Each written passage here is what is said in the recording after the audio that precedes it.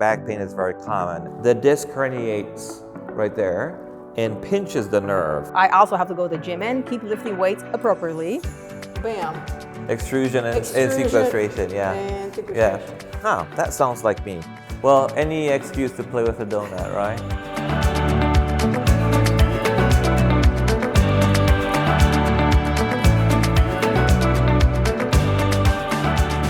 Welcome back to Birth Rate 360, real conversations about spine care, recovery, and get your life back.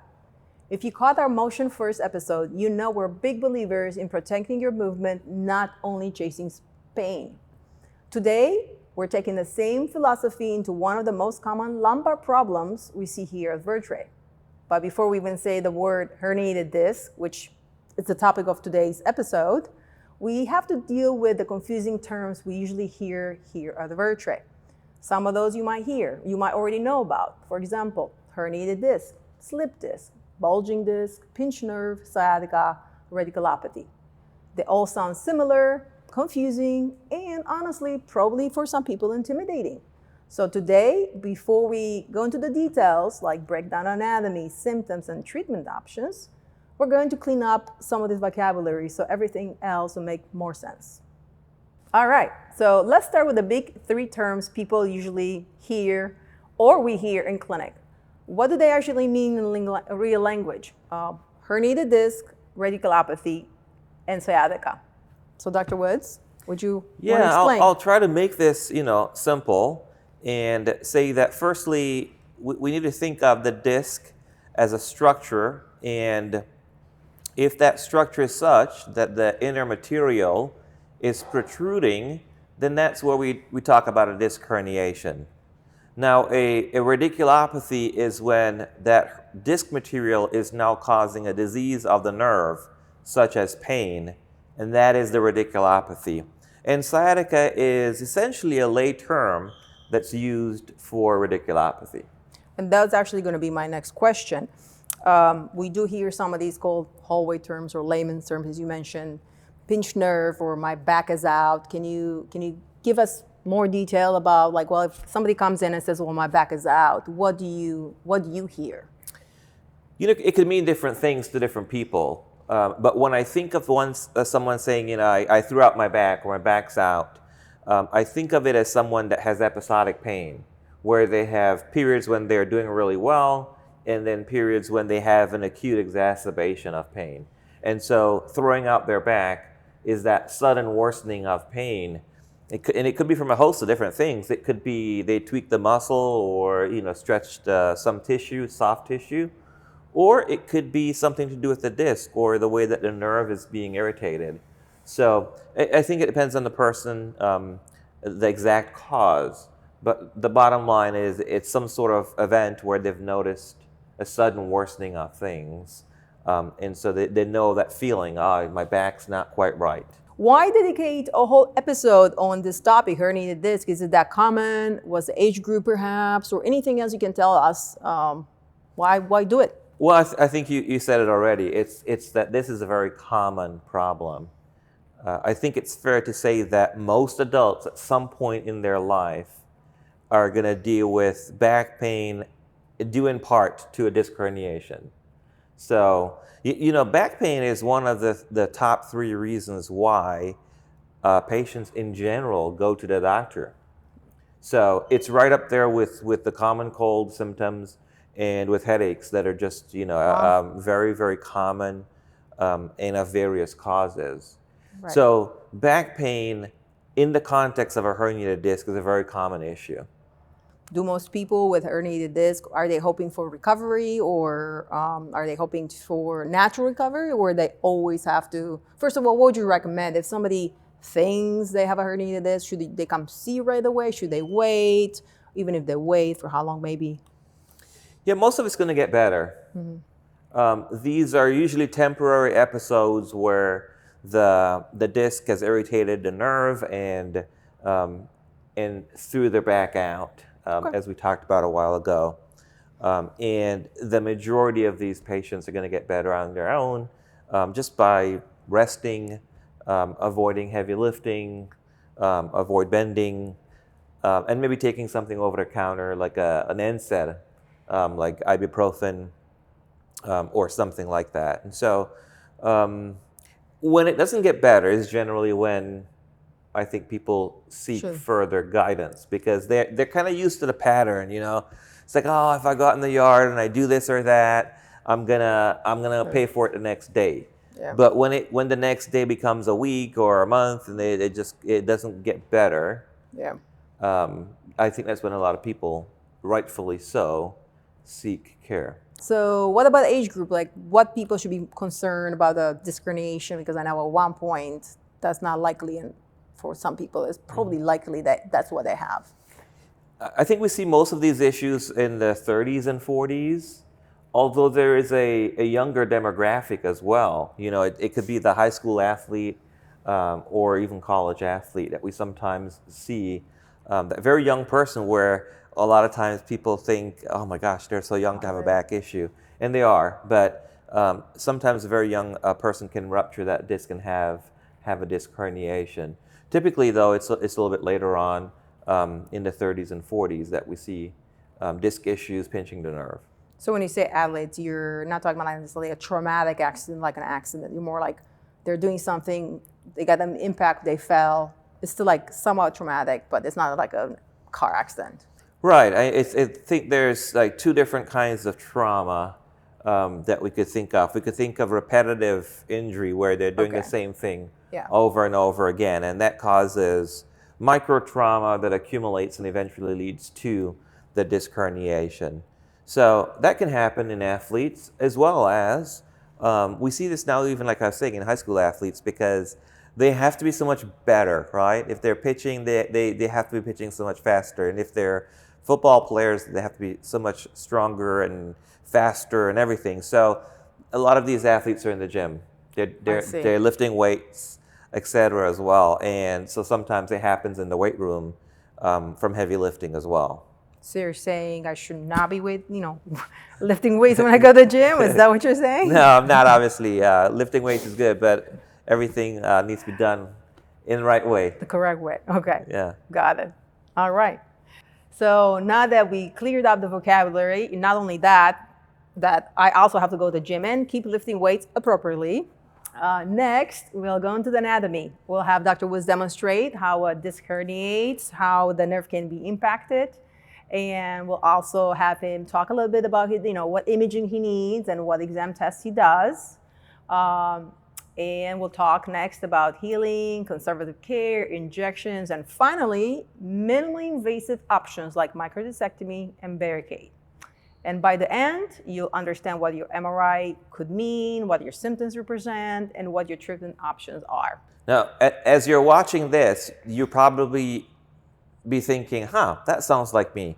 And it doesn't mean that you've got a disc herniation, but what it does say is kind of what I said before, that back pain is very common and that a lot of people have episodes like this, and that's not unusual. What is unusual is some of the red flags that we'll talk about. So keep on paying attention to that. Now that we cleaned up the vocabulary, let's actually show you what happens when a disc herniates and why pain travels down the leg instead of just staying in your back. So Dr. Woods, let's start with the basics. What is the disc doing when someone says, I have a herniated disc? This is the front of the spine here, and then this is the back.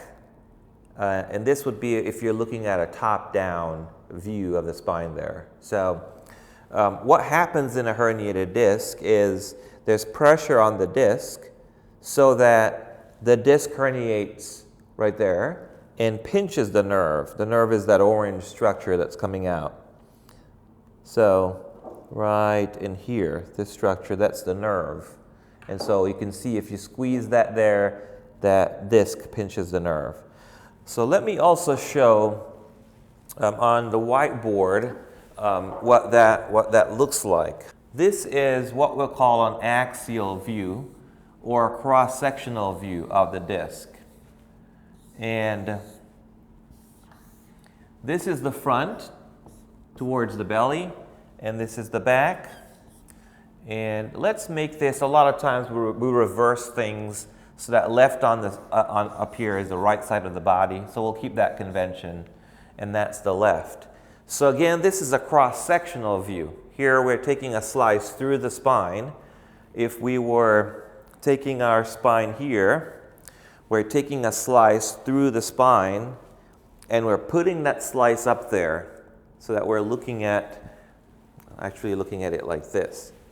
So this is the disc in the front, and then there's a spinal canal. And this spinal canal, that's where the spinal cord is running down into that canal, and there are nerves as well, like the nerves that form the sciatic nerve are running down in that canal. And then back here there's bone, that is a roof, and that's the bone that we see back here that forms the roof of this canal, okay? Now, the disc has an outer ring. So when we look at this disc, it has an outer ring. And that outer ring, you might know that the word annulus refers to ring. So it's called an annulus. And it's very fibrous. So it's called the annulus fibrosus. Okay? And then the stuff on the inside, in here,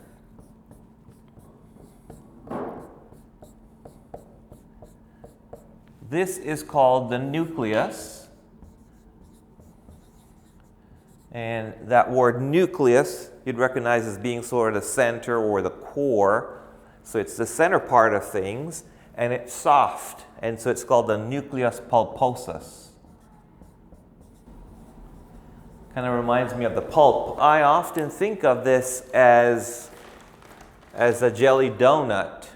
But this outer ring here is a very firm structure. You got a jelly donut. Yeah. So I'm going to come back here to the jelly donut. But this outer ring, if this outer ring gets torn, let's say there's a tear that occurs in that ring, then now what can happen is the inside material can come out, and it can be encroach on the nerves. It can press on, pinch the nerves that are inside this spinal canal right here. So to use that jelly donut, kind of analogy here, I kind of showed you already with this model, but now, our jelly donut, I don't know if we can not make a mess here with this, but look, the herniation happened on top there, right? So we like to talk about our jelly donut analogy. It's the piece that has come out that's causing problems. It's that piece that has come out here that we'll surgically have to clean out. And the remainder of that jelly is still inside there. So that's the anatomy that is very pertinent to understanding the disc. It's the outer ring, or the annulus fibrosus, and the inner nucleus, or nucleus pulposus. So, and then beyond that, there's sort of a spectrum where the disc can bulge at first. You sometimes would see the word protrude, so the protrusion of the disc, a bulging of the disc.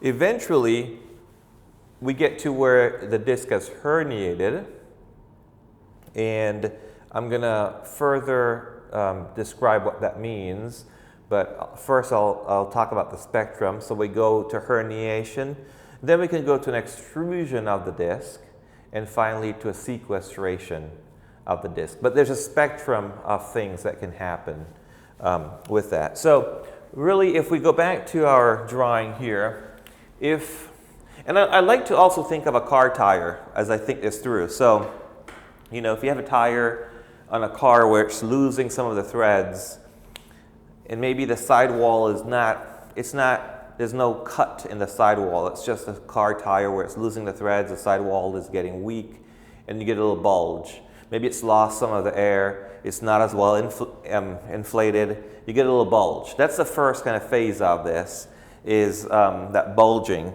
But eventually, the disc material so the bulging disc would be where something along here of the disc itself is kind of bulging out, but the ring is still intact. right? So kind of like what's happening in this area right in here. But eventually, the disc herniation is where the inner stuff, the jelly, is able to come out. And if the jelly is kind of on its way out, but hasn't fully gone all the way through, then that's where we say it's a herniation. And then extrusion is when the jelly has made it all the way out of the ring and has escaped the border, the confines of the annulus, and now that's an extrusion of the disc. And finally, sequestration, the difference between the two, in the extrusion, the fragment has made it all the way outside the ring, but it's still touching the disc. It's still touching the ring where it came from. But when it's sequestrated, it's outside and it's now distant to, it's kind of found a separate place where that disc is lodged, somewhere out here, as an example. It's squeezed all the way out, it's no longer touching the disc, it's somewhere sitting as a fragment of disc. So, another I think in analogies in terms of how my brain processes things. So I also think of this as childbirth, in some way where, the bulging is that early phase when, the cervix is just making changes and so on. But eventually you get to where have this herniation where the baby's head is coming through, and then eventually extrusion where it's like out, but still attached to mom, right? And then eventually it's sequestration where it's out and it's separate from mom. So that's kind of, I think of that not only because of the descriptions I just gave, but physiologically and clinically it's relevant because there's like a childbirth phase to this, where when the disc is actively squeezing out through the annulus, people have mostly back pain. And it's the baby is in the birth canal. Once it's come out and it's herniated out or extruded out, a lot of times their back pain is not as bad because the disc is not stretching on the annulus anymore, but it's pinching the nerve, and so they mostly have sciatic pain. So sometimes people say, I had this a couple of days of really bad back pain, and then the back pain went away, but now all I have is the pain down my leg. And it's because of that sequence of events why they have those symptoms. First of all, amazing analogies, because I can relate to them, and probably most women and most people can relate to them. But yes, I was going to ask about the symptoms because sometimes patients they come and it can be kind of a spectrum of symptoms, as you said, mostly back pain and equally leg pain, mostly leg pain, and so forth, so on. So I'm glad you touched on that. Question, may I show you the donut jelly herniation, the professional way? Okay, let's see. Okay, let's see. So this would be the bulging. Yeah. Okay. Next would be what would you call this? A herniation. A herniation, complete. It's not, and then, bam. Extrusion and sequestration, yeah. And sequestration. Yeah. Well, any excuse to play with a donut, right? So. And then have it. We talk about sciatica. Well, as I mentioned before, it's a lay term for radiculopathy, but true sciatica that's coming from the sciatic nerve goes all the way down to the foot because the L5 and S1 nerves go all the way down to the foot. But sometimes the issue is not an L5 or an S1 nerve problem. For example, the L4 nerve goes to the ankle. The L3 nerve goes to the knee. And the L1 and L2 nerves, stop kind of up in the groin. They don't get all the way down to the knee. So it really depends on the nerve that's affected. We can follow that pain pattern and we can correlate that with the MRI, and that helps us to make a really solid diagnosis. Now we want to show you how we actually figure out what's going on with each patient. In real life, it's never just, here's your MRI, you need surgery. We look at your story, your imaging, and your exam. Then we make plans. Yeah, for sure. I mean, it's absolutely the case. And the story is the most important part of it. because it helps us to not only make the majority of the diagnosis, but it helps us to understand the impact of that condition on the person's life, and then it also helps us to plan our treatment, because understanding that person and that individual and what they were doing that led to the injury, etc., helps us to decide on what's the best thing for them. In general, though, we want to get the history, which is that story that we talked about. We want to get a good physical exam. And with physical exam, we're looking at sensation. Can they feel? Do they, and we can even break that down further into feeling a light touch with the finger versus with a needle pinprick versus hot and cold sensation. So each of these we can break it down further, but keeping it simple, we want to see if they have sensation, we want to see if the movement is intact, or if there's any loss of movement or weakness, so to speak. Then we want to look at reflexes and certain provocative tests that tell us by us lifting the leg a certain way, we can provoke pain from that nerve by stretching that nerve, kind of like a rubber band, stretching that nerve. And if it's irritated by a disc, by a herniated disc, we can elicit more pain. So we do those things, and then, if there are no red flags, we may just get some x-rays to make sure that, for example, if the person was in a car accident or something, x-rays are just a good way to make sure there's no obvious fracture, the alignment looks good, and then we can do some conservative care, physical therapy, etc. If things don't get better, then usually it takes an MRI to get to look at the nerves and the disc or the discs. An MRI allows us to see soft tissue really well. Muscle, tendons, ligaments, nerves, disc. CAT scans we don't usually need for back pain unless a few scenarios. One, if there was major trauma, we usually get a CAT scan to rule out subtle fractures. If on the MRI there's suspicion of a fracture, and there's one particular fracture that's called a pars fracture, then we often get a CT scan to confirm that. And then there's some other rare conditions, such as a tumor, which is not a common scenario, but back pain associated with some kind of malignancy. Sometimes we get a CAT scan to look at the bone integrity. But really the mainstay is an X-ray in the early phases and then an MRI to get a more detailed roadmap picture of what's happening. Okay, makes sense. So that's what I thought, and a lot of times when people come see you, they come with sometimes they're already along that path that they come in with the MRI. So I was just curious to see if somebody would be to make an appointment with us, what would you tell them to? Well, no, if they want to make an appointment with us, then we don't need to get any specific testing before they make an appointment. We have that philosophy of just see us at whatever point you are. We would rather do that and guide the care than to presumptively, think that we need to get an MRI or something, and it may not be necessary. So we just don't want to delay the care. We want to get patients in, and we want to be able to evaluate them and make wholesome recommendations. How do I know it's time for surgery? This is more than just the normal tweaking, of their back. We make a small incision, and through that incision we insert a tube. So yeah. It's incredible work.